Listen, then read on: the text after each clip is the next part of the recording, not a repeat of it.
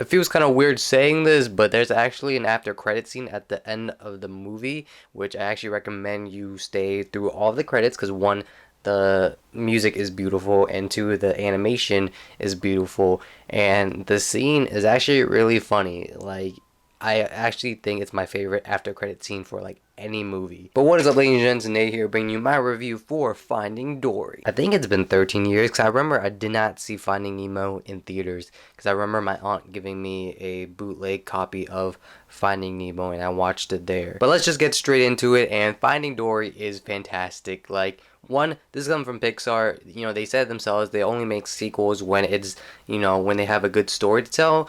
Except Cars 2, we don't talk about that one. But as usual, since it's coming from Pixar, the animation is beautiful. You know, it's amazing to see that in 2003, the animation is exactly the same as it is now, but it's only better. It's crazy because you could go watch Finding Nemo and go watch Finding Dory and think, you know, they were probably made at the same time. Obviously, don't, but you know, it's just crazy how they can be viewed like that. The only difference is that Finding Nemo is 4:3 and then Finding Dory's is 16:9, but I think they upresed Finding Nemo in, you know, updated versions. But as I usually do, let's go into the story of Finding Dory. And basically, if you've seen the trailer, it's basically Dory remembering that she has a family and she basically goes searches for them. Now, where in Finding Nemo there is this kind of like grand adventure, you see, you know, Marlin and Dory travel across the ocean, meeting a bunch of different sea life, and it's just an you know, just to get to Nemo, and it's fantastic.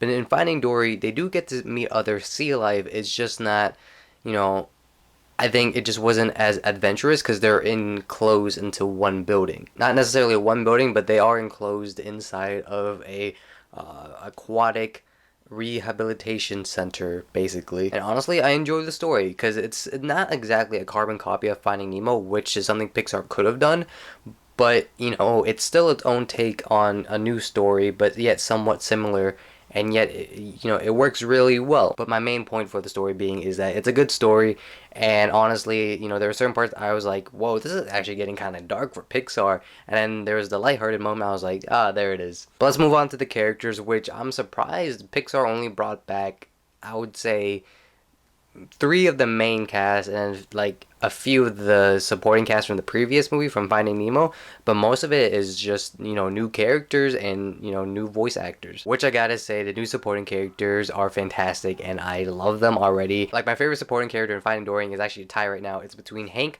the septopus and there's Bailey, which I forgot what kind of whale he is, but he uses echolocation, and honestly, I think that was my favorite joke out of the entire movie. But yeah, Ellen DeGeneres returns as Dory, and honestly, she did a fantastic job. She showed all types of emotion, and it was, you know, just fantastic. Fun fact, when I was little, I did not know Dory was voiced by Ellen DeGeneres, so I was wondering, you know, when the Ellen DeGeneres show came on, I was like, why does that lady sound a lot like Dory? And then, you know, when I got older, I finally put two and two together, and I was like, oh, I'm stupid. But yeah, I'm pretty sure the voice actor for Marlin came back for sure. I'm not sure on Nemo, but I'm gonna place, you know, all my eggs in the basket of saying the voice actor or actress for Nemo returned as well, and they did a fantastic job. It's kind of weird because I actually wanted more of the supporting characters than I wanted of Dory. Not saying Dory's arc throughout the entire movie was bad.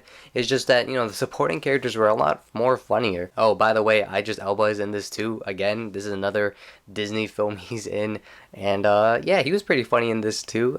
You know, his role in the movie was not necessary at all, but you know, it still gave me some chuckles. I think the only bad thing I can say about this movie is the fact that the message that they were trying to send just wasn't as strong as it was in Finding Nemo and Inside Out and you know, all the Toy Story movies. Like, Finding Dory's message just wasn't, you know, as strong as it, you know, could have been, but it's definitely, you know, something. It's not a bad message. It's just that it just wasn't as strong, and they could have, you know, made it stronger. But you know, from what I got, you know, I was, you know, thoroughly entertained. I, you know, actually laughed throughout the movie, and you know, I just had a good time, and that's all I can ask for. But let's move on to my grade for Finding Dory, and that would be that it's a must to watch. Not only is a 13-year sequel in the making, but the animation is beautiful as always. The jokes are actually pretty funny. There's also like a bunch of references to the Aliens franchise, and it's somewhat of an emotional roller coaster, you know, throughout the entire film. But hey, those are just my thoughts on Finding Dory. Let me know yours down in the comments below if you've seen it, if you haven't seen it, if you're going to go see it, let me know down in the comments below. But yeah, with all that being said, I will see you guys next time, whenever that is hopefully soon. But until then, bye bye.